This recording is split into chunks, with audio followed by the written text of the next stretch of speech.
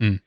And the Anglo-Boer War was a mighty marathon where you had, for 3 years, no more than 80,000 men, and some of them were as young as 14 and as old as 70, defeated and defied and defeated the might of Queen Victoria's army, the mightiest army the world ever seen.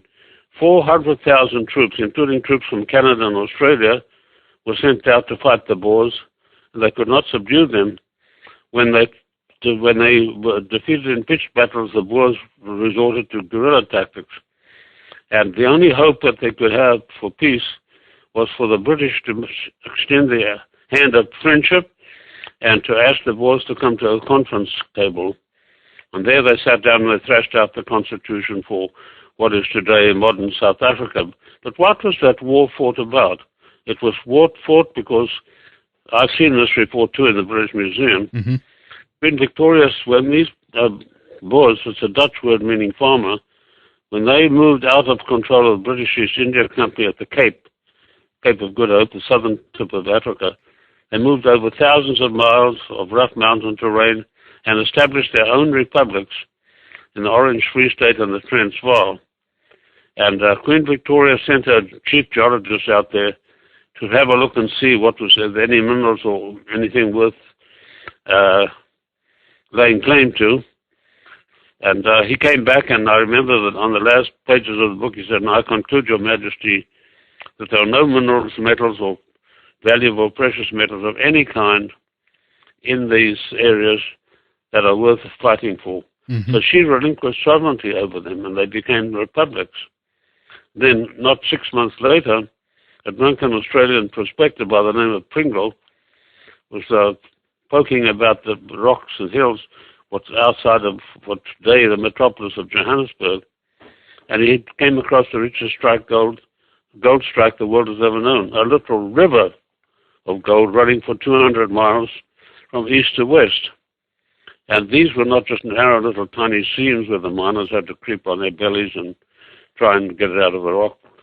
These were huge faces, sometimes 20 feet high. Mm. And that's still the richest source of minerals and gold in the world today.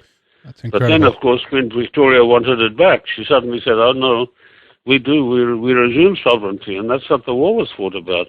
The British want to gain control of the resources of the two republics. Yes. So the quickest way to lose your country, if you're independent, is to have natural resources that are valuable. An example of that ongoing. There's not been any success yet since Chavez stepped in there, but Venezuela was very well on the way to that, being that, and then Chavez came along and upset the apple cart, and of course he's still there, so as long as he's there, they're not going to succeed in seizing the oil in Venezuela.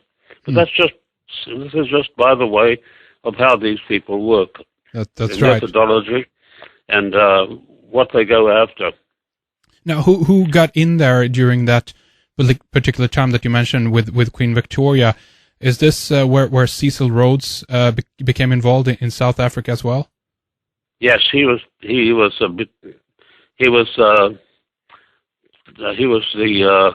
Queen's representative, if you like, or the representative of the British East India Company, and he was sent out to go and see what the situation was. And he also said that there was nothing worthwhile there. Really? So they all miscalculated. They missed it, huh? At the beginning. And then when these huge, still today, it's the biggest source of gold and platinum, for instance, in the world. But particularly the gold. Where else do you find seams that are 20 feet high, where people have to get up on scaffolding to drill the rock to remove the gold? Yeah. And you can actually see it. I've been down the mine. You go down 6,000 feet. It's breathtaking. They're going to cages open on all sides, and you drop 6,000 feet in record time. And it's not an experience that you'd want to repeat. But of course, these miners there, they do that every day.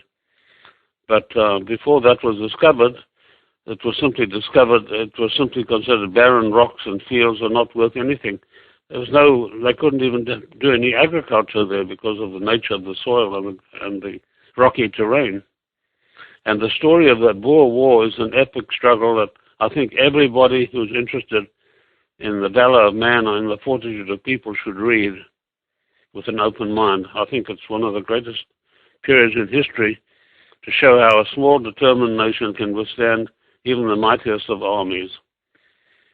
Absolutely. I remember, as a kind of echoing this in modern times, I remember an article about a year ago, a little bit more, about an arms trade, an illegal one, where it was found out that, I think it was David Miliband, who in some way was participatory in helping the UK, Britain, to sell weapons to what is known as blacklisted countries. I don't know particularly if South America was involved in this, but do you think that in most cases also this is why we've seen so many of the civil wars in many of the African countries as well? It's almost like undoubtedly, especially in places like Somalia and so on. Right, they're being funded on one hand.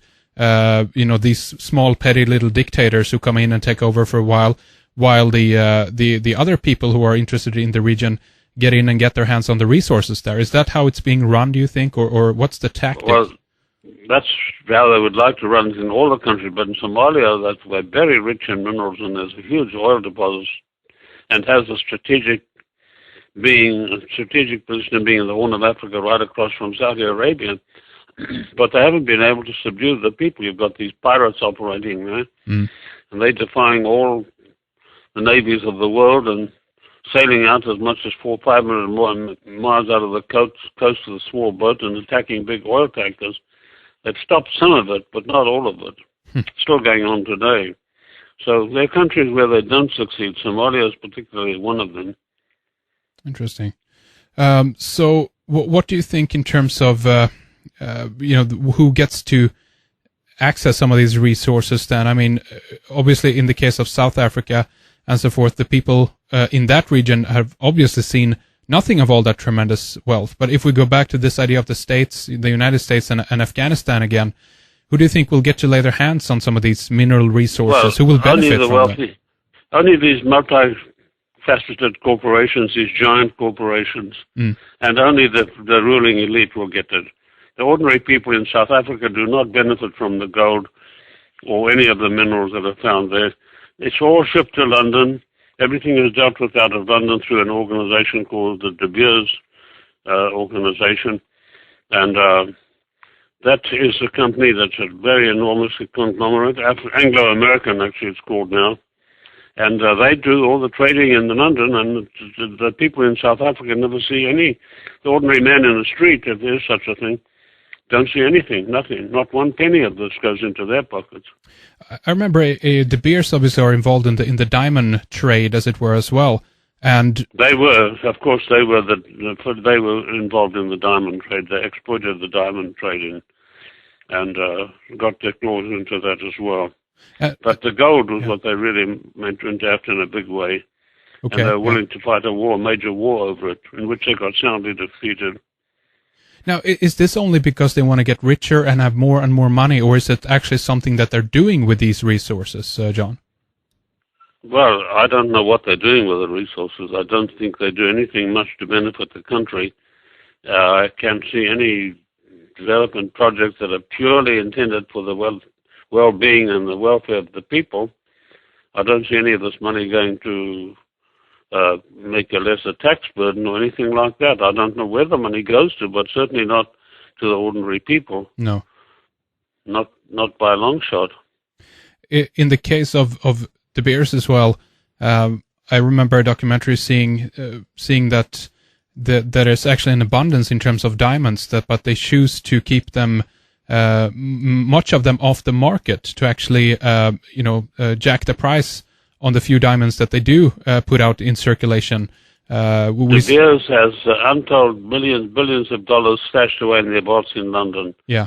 And in order to keep the price of diamonds high, they release only a fraction of that every year to certain people who buy what they call sites from them.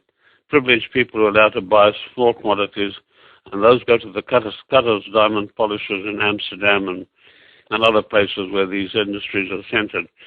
But it's only a tiny fraction that's released every year. And the diamonds are so prolific, and if you go to Southwest Africa, There is a part of